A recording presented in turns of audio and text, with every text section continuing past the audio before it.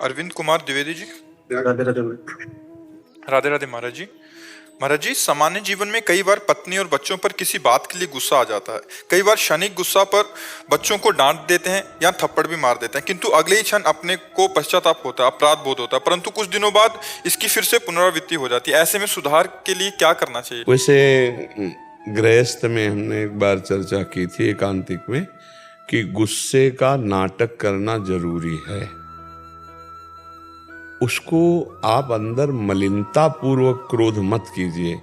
जैसे एक राक्षसी वृत्ति आ गई क्रोध में, पत्नी को पीट दिया, बच्चों को पीट दिया, ऐसा हमेशा इसका आदर नहीं करते।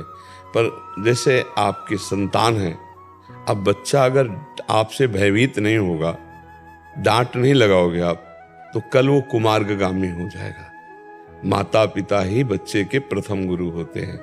तो धमकाना, अरे पैसे से क्या मोबाइल में देखते हो, कौन तुम्हारा मित्र है, कैसे ये मतलब ये जानकारियां करना उसके जीवन की उन्नति के लिए है। और दूसरी बात, भगवान ने जब पुत्र भेजा है तो उसकी सेवा आपको दी है, तो उसको प्यार भी करो, दुलार भी करो, मित्र की तरह बर्ताव करो और कभी गुरु की तरह उस पर शासन भी करो।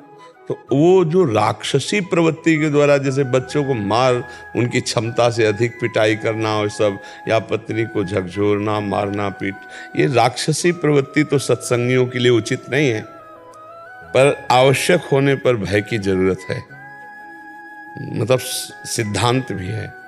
देखो, जैसे बच्चा है या परिवार है, अगर भय नहीं है तो कुमार्गगामी प्रवृत्तियों में परिवार का फंसना निश्चित हो सकता है, क्योंकि ऐसा कुसंग होता है, ऐसी माया की आकर्षण वृत्तियां होती हैं। पवित्र और बिल्कुल शुद्ध जीवन बनाने का योगदान माता पिता का होता है, तो उसमें जरूरत होती डांटने की।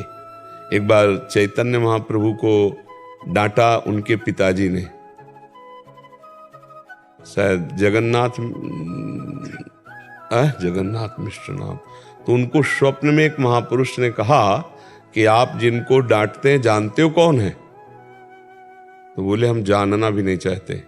जब वो कृपा करके हमारे को पिता का सौभाग्य दिए हैं तो हम जानना भी नहीं चाहते हो, हमारे लाडले पुत्र हैं, बस इतना। तो बोले आप डांटा मत करो, बोले आवश्यकता पड़ी तो चपत भी जमाऊंगा, क्योंकि मुझे अधिकार दिया है।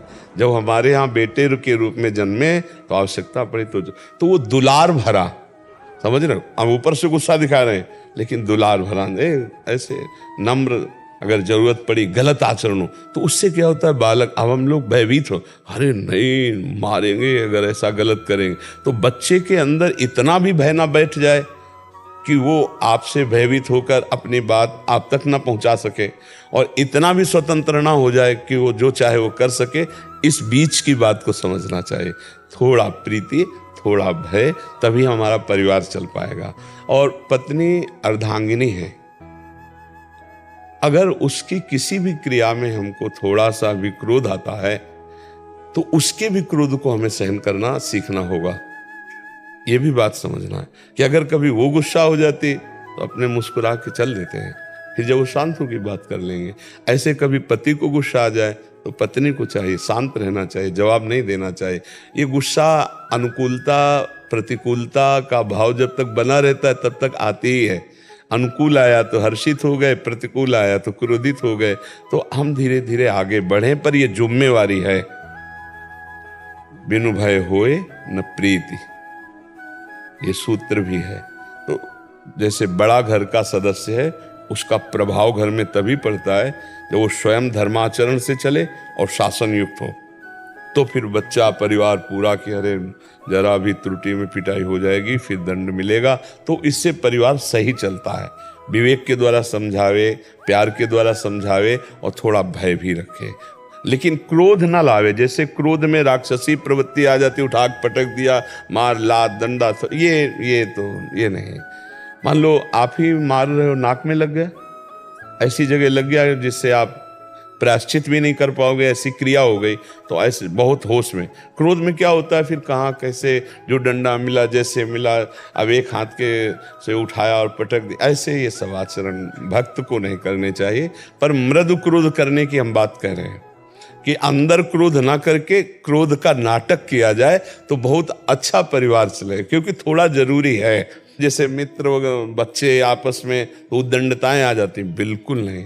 तो हमें लगता है अगर माता पिता बहुत स्वस्थ बुद्धि से अपने बच्चों को मित्रवत और बालकवत दोनों बात, मित्रवत जिससे वो हर बात आपसे शेयर कर सके, और शासन जिससे वो आपको डरे कि हमसे कोई गलती न हो जाए, नहीं माता पिता हमारे हमको डांटेंगे, ये हम नहीं खाऊंगा, ये नहीं पीऊंगा, ये नहीं करूंगा, ये नहीं देखूंगा, ये गंदी बात है, हमारे माता पिता डांटेंगे।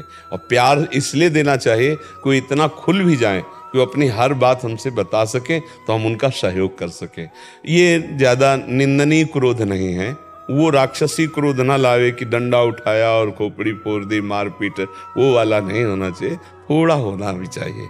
तो ये तो गृहस्थी में करना ही होगा, या जिस विभाग में भी है उसको इतना रखना ही होगा। अगर ऐसा नहीं करेगा तो फिर मर्यादाएं नष्ट हो जाएंगी, नहीं हो जाएंगी, और जहाँ नहीं हुआ वह मर्यादाएं नष्ट हो गई।